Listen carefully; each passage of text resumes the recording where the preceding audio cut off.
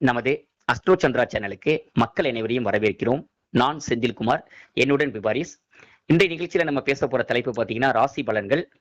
இன்றைக்கு பேசக்கூடிய ராசி பாத்தீங்கன்னா சிம்ம ராசி. சிம்ம ராசி சிம்ம லக்கணத்துல பிறந்தவங்க மட்டுமின்றி மக நட்சத்திரம், பூர நட்சத்திரம், உத்திர நட்சத்திரத்துடைய முதல் பாதத்துல பிறந்த சிம்ம லக்கண சிம்ம ராசியை சேர்ந்த இந்த நட்சத்திரத்துக்கு உரியவங்களுக்கும் இந்த பலன்கள் பொருந்தும். பிப்ரவரி 13ஆம் தேதி முதல் மார்ச் 14ஆம் தேதி வரை இடைப்பட்ட காலமான இந்த மாசி மாத பலன்கள் சிம்ம ராசி சிம்ம லக்கணத்துக்கு எப்படி இருக்க போகுது அப்படிங்கிறது தான் இன்னைக்கு நிகழ்ச்சி நம்ம பார்க்க போறோம். வணக்கம் விபாரிஸ். வணக்கங்கண்ணா. சிம்ம ராசி சிம்ம லக்கணம் வந்து பாத்தீங்கன்னா லக்கணத்துல கேது, ஜென்மத்துல கேது போயிட்டு இருக்கு. கரெக்ட். சோ அடுத்து வந்து பாத்தீங்கன்னா அஷ்டம சனி சிம்ம ராசிக்கு இப்ப போயிட்டு இருக்கு. ஆமா. மீன ராசியில சனி பயிற்சி ஆயிட்டு இருக்குது. லாபஸ்தானத்துல குரு பயிற்சி போயிட்டு இருக்குது. அது சிறப்பான அமைப்பு. அதாவது சிம்ம ராசி சிம்ம லக்கணத்துக்கு குழந்தைகளுக்கு திருமண யோகம் இந்த டைம்ல நல்லா இருக்குது. அருமை அருமை. ஏன்னா குழந்தைகளுக்கு தொழில் வளர்ச்சி, திருமணம் இதெல்லாம் குழந்தைகள் ஸ்தானம் நல்லா இருக்குது. குழந்தைகளுக்கு யோகமான அமைப்புன்னு சொல்லலாம். குழந்தைகள் டிராவல் பண்ணுவாங்க, தொழிலுக்கு நல்லா இருக்கு, திருமணத்துக்கு நல்லா இருக்கு. சிம்ம லக்கணத்தை பொறுத்தவரைக்கும் லக்கணத்துல கேது போயிருக்குன்னா ஹெல்த் வந்து கொஞ்சம் டல்லா இருக்கு. ஹெல்த் வந்து எனர்ஜி வந்து கம்மியாகும். சோ ஹெல்த் வந்து ஃபோக்கஸ் பண்ணணும் கண்டிப்பா. ஏன்னா அஷ்டமத்திலயும் சனி போயிட்டு இருக்கனால ஹெல்த் கண்டிப்பா ஃபோக்கஸ் பண்ணணும். சோ சூரியன் லக்னாதிபதி 7ல போயிருக்காரு மாசி மாசம் அப்படிங்கும்போது 7ஆம் வீட்டுல சூரியன் இருக்காரு. சோ அப்படிங்கும்போது 7ஆம் வீடு தொழில், நண்பர்கள், தொழில் கூட்டாளிகள், திருமணம், மனைவி, கணவன், ரிலேஷன்ஷிப் சம்பந்தப்பட்டது. சோ இப்ப இங்க 7ல போயிருக்கனால உங்களுக்கு என்னன்னா சூரியன், செவ்வாய், புதன், ராகு, சுக்கிரன் இதெல்லாம் வந்து பாத்தீங்கன்னா மாசி மாசத்துல இந்த வீட்டுக்குள்ள கும்பராசிக்குள்ள பயிற்சி ஆகுது. 7ஆம் வீட்டை பயிற்சி ஆயிட்டு இருக்கு. அப்படிங்கும்போது லவ் பண்றவங்க பாய் ஃப்ரெண்டுக்கு கேர்ள் ஃப்ரெண்டுக்கு அமௌண்ட் கொடுத்து ஏமாற வேண்டாம். ரிலேஷன்ஷிப்ல ஒரு பெரிய சேஞ்ச் வந்து இந்த மாசத்துல நீங்க எதிர்பார்க்கலாம். நடக்கலாம். சடன் சேஞ்சஸ் வந்து நடக்கும். கம்யூனிகேஷன்ல சண்டை வரதுக்கு வாய்ப்பு இருக்கா? கம்யூனிகேஷன்ல கண்டிப்பா சண்டை வரதுக்கு வாய்ப்பு இருக்கு. கணவன் மனைவிக்கு இல்ல போன்லயே பேசி சண்டையாகலாம், நேர்ல பேசி சண்டையாகலாம். ஏன்னா செவ்வாய் ராகு புதன் அப்படிங்கும்போது புதன் வக்கரமாகுது அப்படிங்கறனால நம்ம பேசுனதா இருக்கும், புரிஞ்சுக்கிட்டதா இருக்கும். அப்புறம் அது சண்டையாகி போயிட்டு இருக்கும். சோ மௌனம் வரதான் ரொம்ப நல்லது.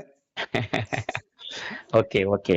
தேவையற்ற பேச்சுக்களை இந்த மாதத்துல சிம்ம லக்கணம் சிம்ம ராசியை சேர்ந்தவங்க தவிர்க்கிறதும், அளவா பேசுறதும், தேவையற்ற பேச்சுக்களை குறைக்கிறது மூலியமா வீண் பிரச்சனைகள் இருந்து விடுபட முடியும். குறிப்பா பாத்தீங்கன்னா உங்க பார்ட்னர்னு சொல்லக்கூடிய உங்க மனைவியின் இடத்திலோ கணவர் இடத்திலேயோ அல்லது உங்க ரிலேஷன்ஷிப்னு சொல்லக்கூடிய உங்களுடைய காதலன் காதலின் இடத்திலேயோ மிக மிக கவனமா நீங்க வந்து உங்களோட பேச்சை கையாளணும்.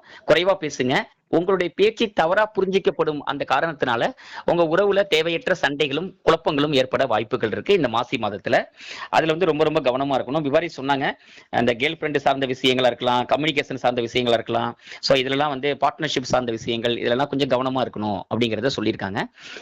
வேற நம்ம முக்கியமா சொல்ல வேண்டியது அஷ்டம சனி நடந்துகிட்டு இருக்கு. அஷ்டம சனியின் காரணமா பாத்தீங்கன்னா வண்டி வாகனங்கள் எல்லாம் ரொம்ப கவனமா இருக்கிறதும், தேவையில்லாம பிறருடைய குடும்ப விவகாரங்களை தலையிடுறது, பிறருக்கு ஜாமீன் கையெழுத்து போடுறது, பண விஷயங்கள்ல வந்து இன்னொருத்தருக்காக நம்ம நம்பிக்கை கொடுக்கறது, சோ இதெல்லாம் தவிர்க்கிறது ரொம்ப நல்லது.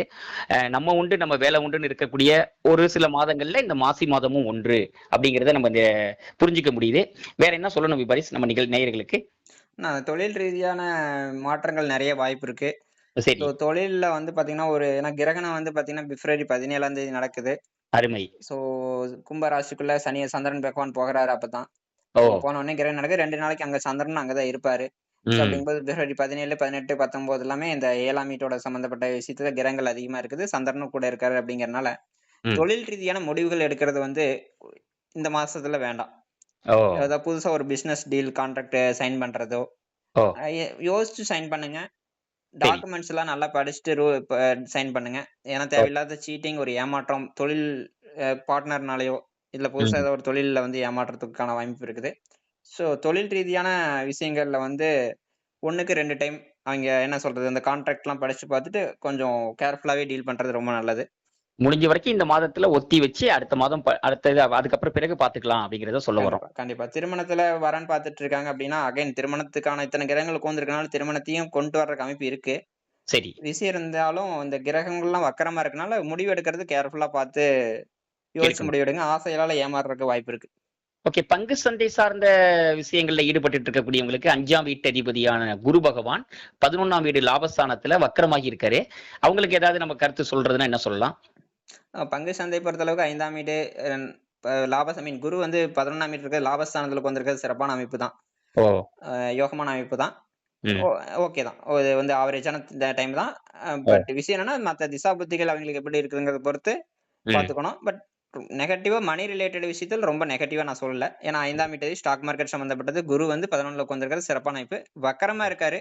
ம். புதனும் வக்கரமா இருக்கறனால, அந்த ம். தொழில்ல மட்டும் நான் கேர்ஃபுல்லா இருக்க சொல்றேன். ஓ! அருமை, அருமை.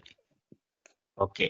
இன்றைய நிகழ்ச்சியில பார்த்தீங்கன்னா, சிம்ம ராசி சார்ந்த விஷயங்கள் பத்தி நம்ம பேசியிருக்கோம். குறிப்பா பார்த்தீங்கன்னா, கிரகணம் வர 17ஆம் தேதி அன்னைக்கு நடக்குது. பிப்ரவரி 17ஆம் தேதி அன்னைக்கு கிரகணம் நடக்குது. அது சிம்ம ராசியுடைய 7ஆம் வீட்ல கிரகணம் நடக்குதுங்கிற தகவல விபரி சொன்னாங்க. அதோடு இல்லாம பார்த்தீங்கன்னா, உங்களுடைய கம்யூனிகேஷன் மூலியமா பார்த்தீங்கன்னா, ஹஸ்பண்ட் அண்ட் ஒய்ஃப்க்குள்ள பார்த்தீங்கன்னா, ஒரு மிஸ் அண்டர்ஸ்டாண்டிங் ஏற்படுறதுக்கு சான்சஸ் இருக்கு அப்படிங்கிறதும், பணம் சார்ந்த விஷயங்கள்ல ரொம்ப கவனமா இருக்கணும் அப்படிங்கிறத தாண்டி, அஷ்டம சனி நடந்துகிட்டு இருக்கிறதும், அதே நேரத்துல ஜென்ம கேது 7ல ராகு போயிட்டு இருக்கிறதுனாலையும், நம்ம எந்தெந்த விஷயங்கள்ல கவனமாவும், விழிப்புணர்வோடும் இருக்கணும் அப்படிங்கிறதெல்லாம் சொன்னாங்க. அக்ரீமெண்ட் சைன் பண்றது, இல்ல புதுசா வரன் பார்க்கக்கூடியவங்கள்ட்ட என்னென்ன அந்த அந்த பெண் வீட்டார் இல்ல மாப்பிள்ளை வீட்டார் சார்ந்த விஷயங்கள்ல நம்ம வந்து நல்லா விசாரிச்சு அந்த விஷயங்களை செய்யறது. இல்ல ஒரு டாக்குமெண்ட் சைன் பண்ணும்போது பாத்தீங்கன்னா, அதுல வந்து பாத்தீங்கன்னா சும்மா போனோம் சைன் பண்ணிட்டு வந்துட்டோம் அப்படின்னு இல்லாம, அதை ஒரு முறைக்கு இருமுறை படிச்சு பார்த்து இது சரியெல்லாம் சரியா இருக்கா அப்படின்னு கன்ஃபார்ம் பண்ணிக்கிட்டு சைன் பண்ணணும். அப்படி இல்லைன்னா இந்த மாசி மாதத்துல அதை ஒத்தி வைக்கணும் அப்படிங்கிற தகவல்லாம் சொன்னாங்க. எல்லாம் இருந்தாலும் கூட அஷ்டம சனி, ஜென்ம கேது, ஏழில் ராகு இதெல்லாம் இருந்தாலும் கூட 11ஆம் வீட்டுல குரு பகவான் உங்களுக்கு லாபஸ்தானமான 11ஆம் வீட்டுல இருக்கிறதுனால பெரும்பாலான விஷயங்களை நீங்க வந்து பொருளாதார ரீதியா எந்த தேக்க நிலையும் இல்லாம சமாளிச்சு வரக்கூடிய ஆற்றல் இருக்கு அப்படிங்கிற தகவலை சொல்லியிருக்காங்க.